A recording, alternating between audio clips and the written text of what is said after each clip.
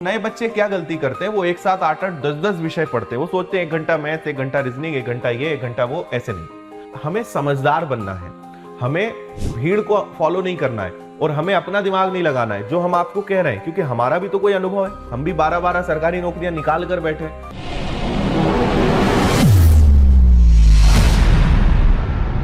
हर चीज सीखी जा सकती है, बस महत्वपूर्ण क्या है कि आप आज कितनी मेहनत कर रहे हो। रेगुलर में एक चीज ध्यान रखना, कुछ भी पेंडिंग मत होने देना। कई बच्चे सोचते हैं आज पढ़ने का मन नहीं कर रहा है, आज तो छोड़ो पढ़ाई। आपने एक दिन अगर पढ़ाई छोड़ दी, आपकी 6 घंटे की क्लासेस इकट्ठी हो गई। अब कल 6 घंटे तो लाइव क्लासेस पढ़नी है, प्लस 6 घंटे जो क्लासेस हो चुकी उसको कवर करना है।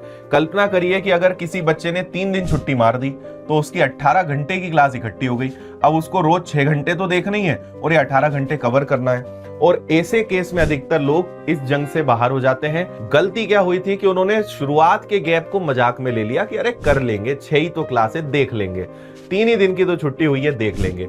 जब वो पेंडिंग बढ़ता है ना, वो इतना ज्यादा बर्डन लगने लगता है, इतना ज्यादा बोझ लगने लगता है कि फिर लगता है कि अब मैं शायद इसको मैनेज नहीं कर पाऊंगा। इसलिए अपने आप को कमजोर नहीं समझना, अपना क्या भूतकाल रहा है उसकी चिंता नहीं करना है, भविष्य में क्या होगा उसकी चिंता नहीं करना है, वर्तमान में अपना बेस्ट दो। तो भूतकाल और भविष्य दोनों ही आपके हाथ में नहीं है। जो बीत गया उसको बदल नहीं सकते, जो आने वाला है उसको तुम अभी कुछ कर नहीं सकते।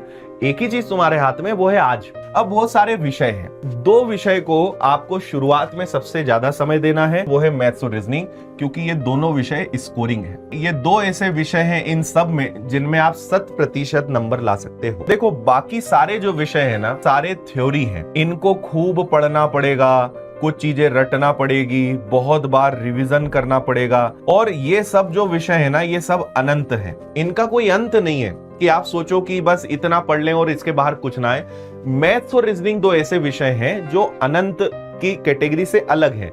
मतलब इन पे एक बार मेहनत कर ली, इनमें आउट ऑफ सिलेबस कुछ नहीं आता। आपने परसेंटेज चैप्टर अच्छे से सीख लिया, पूरी उम्मीद है कि 10 में से अब 9 सवाल आपसे बनेंगे ही बनेंगे। आपने coding, decoding, blood relation, direction, reasoning के कोई चैप्टर सीख लिए। रीजनिंग तो हर किसी से बन जाता है, रीजनिंग की तो चिंता ही मत करना।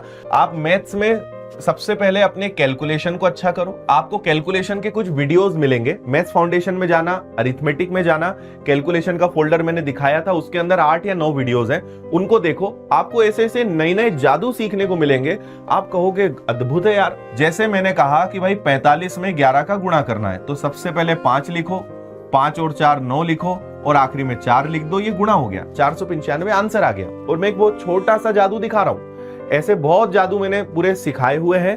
कैलकुलेशन फोल्डर में जाओ, 8 से 9 वीडियोस देखो, आपका कैलकुलेशन शानदार हो जाएगा। इसके बाद अगली चीज जिसमें हमें काम करना है वो है अरिथमेटिक। अरिथमेटिक में 2 चैप्टर से शुरुआत करनी है, अनुपात और प्रतिशत। और जब इसके बाद फिर आप अनुपात और प्रतिशत मैथ्स की जान है, अरिथमेटिक की जान है, इनको अच्छा करने के बाद फिर आप कोई भी चैप्टर पढ़ लो।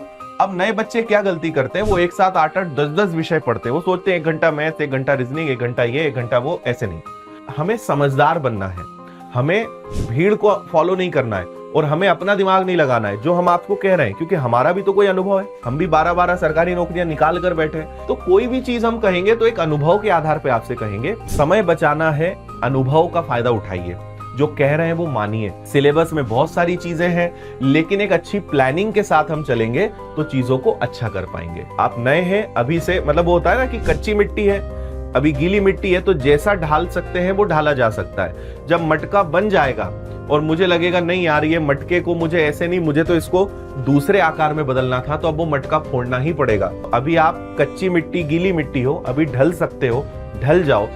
जब कठोर हो जाओगे फिर आपको मैं क्या, आप खुद अपने आप को चाहकर भी नहीं बदल पाओगे, है ना। इसलिए अभी मौका है।